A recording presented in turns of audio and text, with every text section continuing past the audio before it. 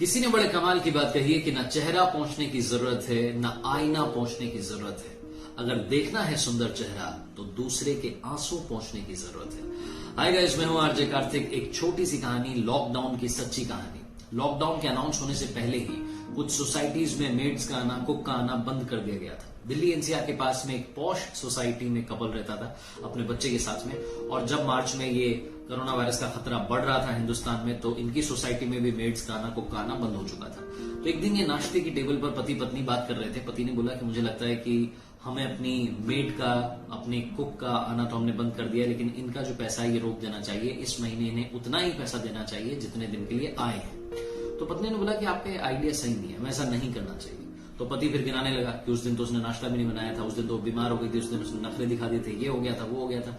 अपने नौकरों की कमी बताने लगा और जस्टिफाई करने लगा कि हमें उनके पैसे काट लेने चाहिए। ये दोनों पति पत्नी उन नौकरों को, एक मेड और एक कुक को अच्छी खासी तनख्वाह दे रहे थे, क्योंकि ये खुद भी अच्छा खासा कमा रहे थे तो उनको भी अच्छा खासा पैसा दे रहे थे।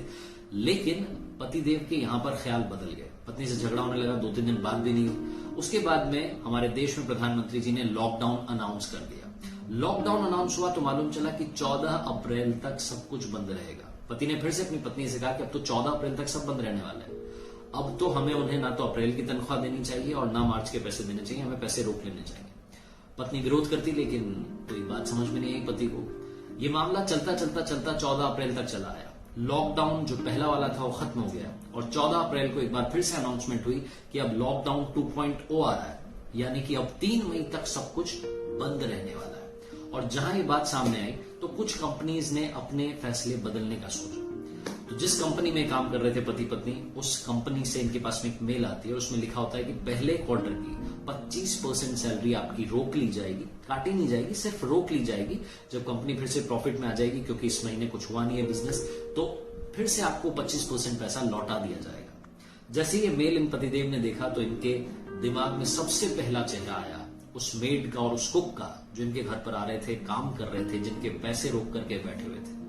पता नहीं कैसे इनकी आंखों में आंसू आ गए और उन्होंने चुपचाप से कोने में जाकर के, बीवी को नहीं बताया, जाकर के वहां कॉल लगाया अपने मेड को, अपने कुक को, और बोला कि आपके सारे पैसे मैं दे दूंगा, आपके अप्रैल की सैलरी भी दे दूंगा, मई की सैलरी भी दे दूंगा, आप चिंता मत करना, कुछ भी बात हो मुझे आप कॉल कर लेना।